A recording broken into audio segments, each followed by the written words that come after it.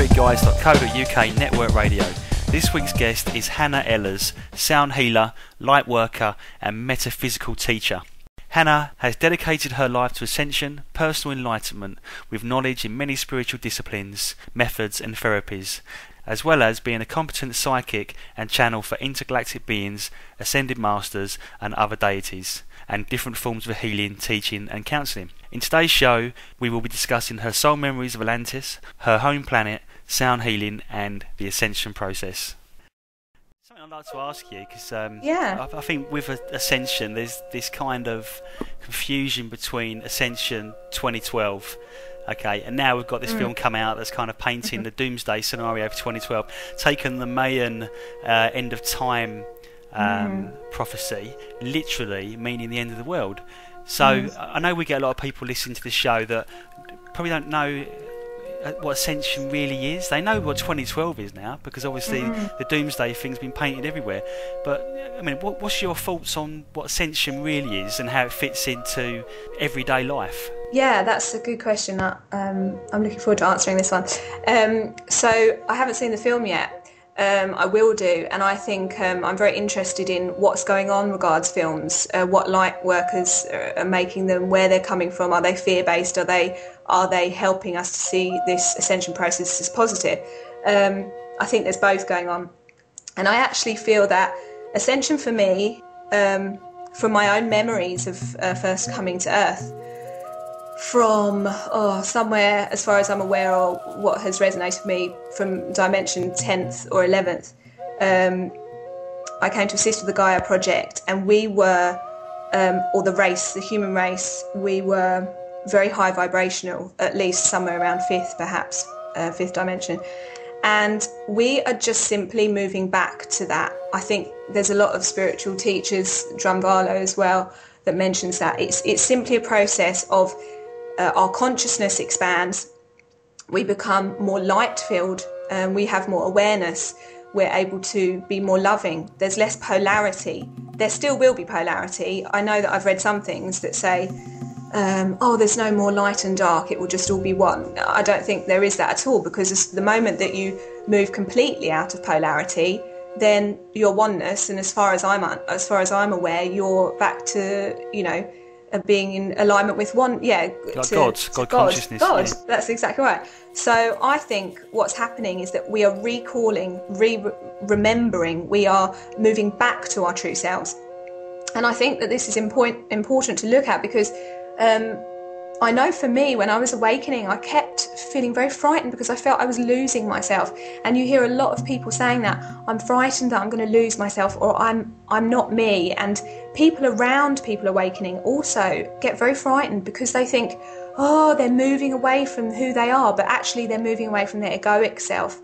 But the amount of energy and the amount of actual freeness and expanse of spirit that you get from that is it's just unbelievable. And I think it does take a while with this awakening, and to not be frightened of it anymore, and to realise actually, because we discussed this in one of my groups the other day, we said, you think, I've done that level of healing work now, that's it now, I must have reached a plateau. And then we all laughed and said, then we realise it's actually continual. It's not even this life, or whether we move to another dimension. It's the spiral of, the universe. It's how it works. We're always going to be continuing to change and flux. And I think right now in the world, for example, I don't watch the news very often. I turned it on earlier. And again, I just found it really interesting that I'm so blessed right now, because I spend the majority of my days around really loving, quite evolved, spiritually caring people. And so my worldview right now is actually positive. You can probably tell I'm quite excited. I'm quite I've got a lot of joyful energy, because I've met 3 wonderful people today in sessions, and I'm just seeing all the positive effects. So I always like to say my messages out there to people and things that I do, that it's always based on our perception of the world, and everyone's perception is going to be different. Everything I'm saying in this interview is my truth, but it doesn't mean that it's going to be yours or anyone else's out there. And like I say, don't take that on if it's not your truth. But I do think that, generally we can see this as a more positive journey as we move with the earth. And I think there will be hurdles. I don't like to put to a negative slant or any predictions. Obviously, we know that the future does change continually based on things.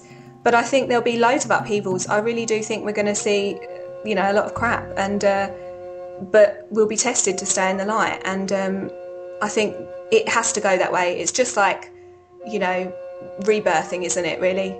I mean, when you have a child, Mother Earth, from when I've connected to her and her sounds, it's so amazing because it's a two-tone thing. Her sounds are very similar to a woman giving birth, and it's like hope mixed in with a sort of little bit of being frightened, and mixed in with a little bit of pain, but also something new. It's like when a bud comes out of the soil. It's just a fascinating process, and it's a cycle. Yeah. And I think if we can just step back, and I've definitely worked on this, these tools that we're learning via Ascension, stay in the light. I remember someone saying that to me, probably only a year ago, and said, Hannah, you've got to remember to stay in the light when these things go on. And I was thinking, stay in the light? And then I thought, oh my golly, when things happen, I actually drop out of the light as if I didn't have a choice, but I can remain calmer. And now this is something I practice, daily, and I'm sure loads of us do, but it's these tools, it's like practice, it gets easier. And we're not saying there are not going to be some really difficult times, and there's things going on in the world where I'm not trying to make things glossy. There's people that I deal with on a daily basis that have lost people. The stories I hear are so difficult. But if we can just remember that we did choose to come here, we did make a contract, and I really love that quote that says, the bigger the fear you have, often the bigger the life purpose. It's a positive sort of go-getting message. Yeah, indeed. So with the stuff that you do with the channeling and stuff like that, and the Mother Earth through Gaia, like, how did you get into that? Like, what, how did those experiences start to develop in you? Oh wow. Well, I first had my first intergalactic connection when I was in Hawaii training with Doreen Virtue and her course. I had these Syrian aliens, well, they told me they were Syrians, and I hadn't particularly heard of that before, come and visit me, and that was my first connection. That was probably only about a year and a half ago. And from then on, I started being contacted or connected by a group of beings that called themselves the Galactic Federation.